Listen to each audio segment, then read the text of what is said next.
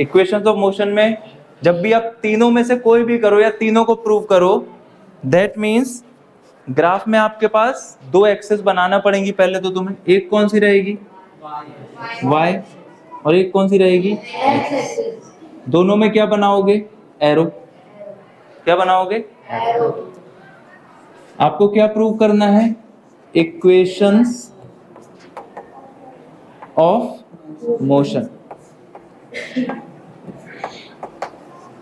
क्या प्रूव करना है? Equations of motion. तीन ही होती हैं, सबको पता है। कौन कौन सी इक्वेशंस ऑफ मोशन है? फर्स्ट वाली क्या है? v is equal to u plus a t. Second क्या है? s is equal to u t plus half a t square. And third क्या है? v square is equal to u square plus twice of a S. आपने ये वाले corner को क्या नाम देते हो? Origin O. इसके बाद आप y एक्सिस को बताओगे और x एक्सिस को बताओगे। y एक्सिस में आपको क्या दिखाना है? वेलोसिटी। क्या बताना है? तो आप यहां पर लिखिएगा वेलोसिटी। इसको v से बताएंगे या तो u से बताएंगे। इनिशियल वेलोसिटी होगी तो u, फाइनल होगी तो v। x एक्सिस पे तुम क्या बताओगे? टाइम। तो you will right time here. Time को किससे बताओगे? t से, और इसकी यूनिट क्या होगी? सेकेंड। वेलोसिटी की यूनिट मीटर पर सेकेंड। ये किस तरफ को बढ़ रही है? ऊपर को। टाइम किस तरफ को जा रहा है? आगे को। तो आप ऐसे एरो बना दीजिए। अभी इसके बाद क्या होगा? ऑब्जेक्ट की स्टार्टिंग पोजीशन कहां होगी? रेस्ट पर। कहां पर होगी? मतलब उसका इनिशियल कोऑर्डिनेट क्या होंगे? 0,0। फिर ऑब्जेक्ट इस जगह पर कहीं पर से अपनी स्पीड अप करना चालू करेगा। मतलब वो वेलोसिटी को क्या करेगा? इंक्रीज। इनिशियली उसकी वेलोसिटी कहां तक पहुंच रही है? u तक। स्टार्टिंग वेलोसिटी 0 से कहां तक पहुंची? u तक। फिर जब वो एक जगह से चालू हो चुका है तब तुम उसको ऑब्जर्व कर रहे हो। क्या कर रहे हो? और किस वेलोसिटी तक ऑब्जर्व कर रहे हो? एक यहां कहीं पर एक वेलोसिटी कोऑर्डिनेट मिल रहा है जिसको तुम क्या बोल रहे हो? v। यहां पर टाइम कोऑर्डिनेट कितना जा रहा है? t। कितना टाइम जा रहा है?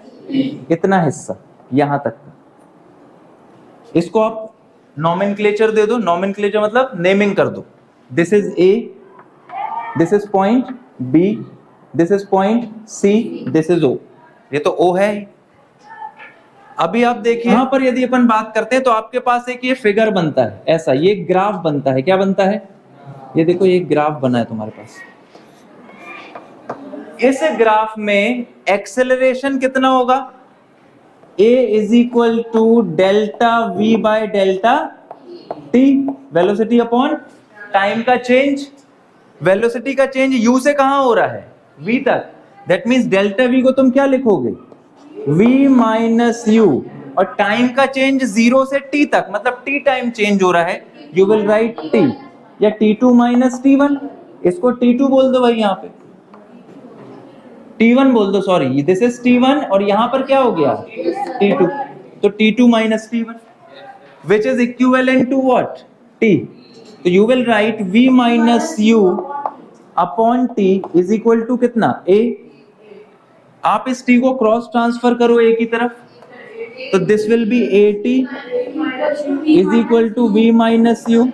इस u को क्रॉस ट्रांसफर करो तो माइनस हो जाएगा प्लस, तो u plus at is equal to v।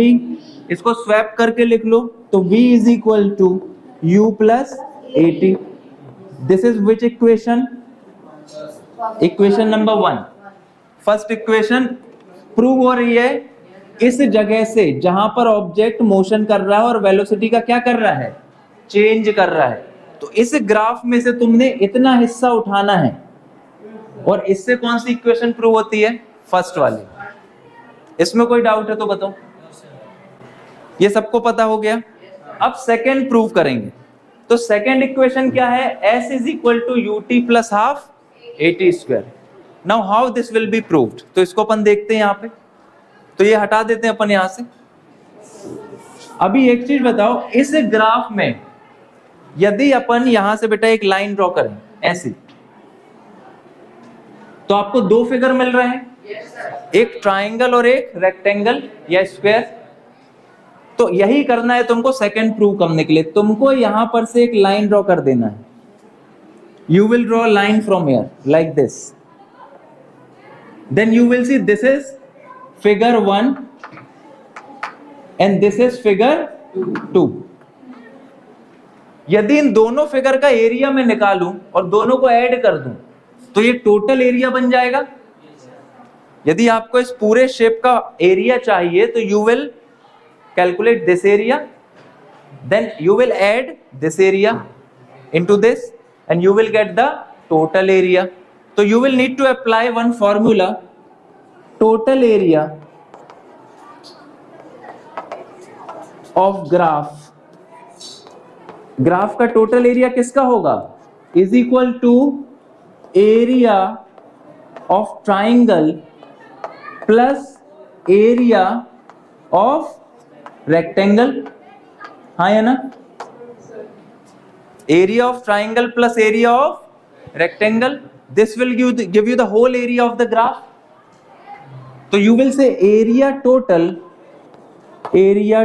को टी बताओ is equal to area of triangle plus area of rectangle. हाँ है ना, इसको एक इक्वेशन दे दो, इक्वेशन नंबर ए। अभी एरिया ऑफ ट्राइंगल कितना होता है, 1/2 बेस इंटू हाइट, आप अलग से निकालिए। AT area of triangle is equal to 1/2 into base into altitude या हाइट। अभी तुम यहां देखो, ट्राइंगल में ये बेस है, इस पॉइंट का नाम E दे दो, तो A, B और E ये क्या बना रहा है, ट्राइंगल। इसका एरिया कितना होगा, 1/2 बेस, बेस मतलब AE, तो यू विल राइट 1/2 इंटू कितना AE मल्टीप्लाई हाइट कितनी है BE मल्टीप्लाई BE। हाँ है ना।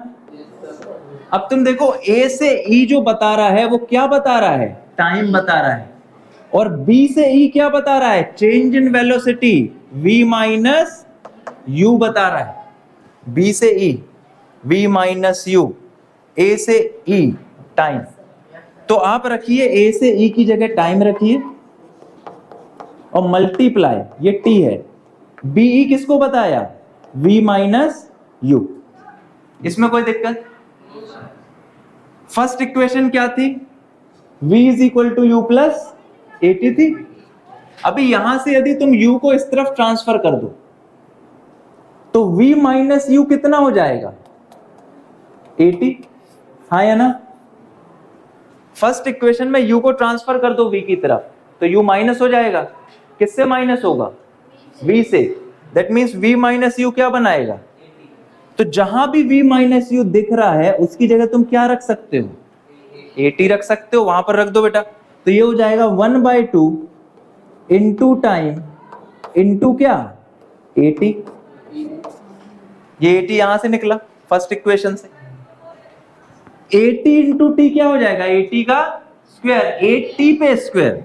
तो यू विल हैव 1/2 A और T का क्या, ये बन गया क्या, एरिया ऑफ ट्राइंगल। इसको एक इक्वेशन दे दीजिए, इक्वेशन 1, और इसको बॉक्स में कर दीजिए।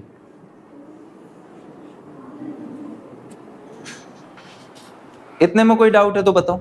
अभी क्या होगा तुम्हारे पास, आपको दूसरा एरिया निकालना है, किसका एरिया, रेक्टेंगल। तो आप लिखेंगे एरिया ऑफ बॉक्स में RECT rectangle is equal to कितना होगा, रेक्टेंगल का एरिया क्या होता है, 1 लेंथ इंटू ब्रेथ, 1/2 उसमें नहीं था, ट्राइंगल में आता है, लेंथ इंटू ब्रेथ।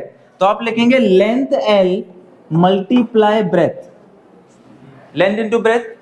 यदि तुम इसको स्क्वायर मान लो तो साइड इंटू साइड।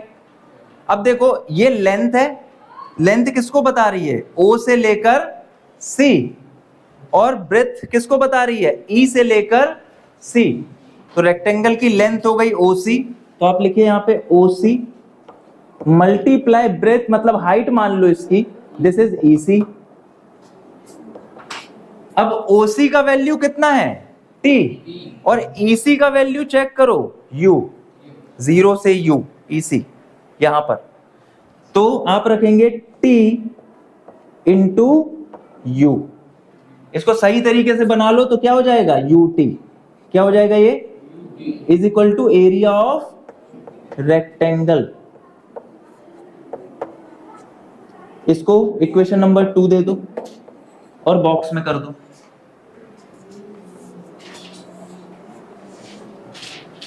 आपके पास यहां से क्या बना? Area total AT, AT is equal to क्या बना? एरिया ऑफ ट्राइंगल कितना था? Half AT square. Total area, area total half AT square plus, अपन इस इक्वेशन को लेकर चल रहे हैं, area total is equal to AT plus AR, area of rectangle कितना आया है? UT। तो आपने यहां से AT और यहां से AR उठा के कहां रख दिया? इक्वेशन A में, AT और AR की जगह। और ये यहां मान लो तुम टोटल लिख लो इसको, यहां एरिया टोटल, तो यहां भी तुम कर लो एरिया टोटल। अभी इसको अरेंज करके लिखो, UT पहले लिख लो, हाफ AT स्क्वायर बाद में लिख लो। तो you will have A total area total is equal to कितना हो जाएगा? UT plus half AT square. अब ये ध्यान देना, ये जो टोटल एरिया बनता है ना ये वाला, ये पूरा किसको बताता है? डिस्प्लेसमेंट को। किसको बताता है? तो जहां ये एरिया टोटल है इसकी जगह तुम क्या लिखोगे? Capital S is equal to कितना बन गया? UT plus half AT square. आप ध्यान से देखो कौन सी इक्वेशन प्रूव है ये? विच equation this is? Second equation. So in this way, when you segregate this total graph into two categories, one is triangle and one is rectangle or square, then you calculate the individual area, you add the area and get the total area, and in this way you derive this equation. Which equation? The second equation of motion. तो graph बेटा वही है जो first equation में चला था, बस तुमने इस ग्राफ को दो टुकड़ों में बांट दिया और दोनों अलग अलग हिस्सों का एरिया निकाल के क्या कर दिया? जोड़ दिया, ऐड किया, तो आपको ये मिल जाएगा। ये कौन सा ग्राफ कहलाता है? वेलोसिटी टाइम ग्राफ, या velocity time graph. So this is the way by which you can do this one. The second equation of motion you can prove and derive.